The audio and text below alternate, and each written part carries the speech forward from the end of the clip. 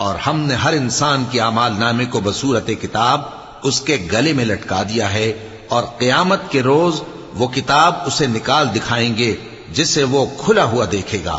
کہا جائے گا کہ اپنی کتاب پڑھ لے، تو آج اپنا آپ ہی حساب کرنے والا کافی ہے۔ جو شخص ہدایت اختیار کرتا ہے تو اپنے لیے اختیار کرتا ہے، اور جو گمراہ ہوتا ہے تو گمراہی کا ضرر بھی اسی کو ہوگا۔ اور کوئی شخص کسی دوسرے کا بوجھ نہیں اٹھائے گا، اور جب تک ہم پیغمبر نہ بھیج لیں عذاب نہیں دیا کرتے۔ اور جب ہمارا ارادہ کسی بستی کے ہلاک کرنے کا ہوا تو وہاں کے آسودہ لوگوں کو فواحش پر مامور کر دیا، تو وہ نافرمانیاں کرتے رہے، پھر اس پر عذاب کا حکم ثابت ہو گیا اور ہم نے اسے ہلاک کر ڈالا۔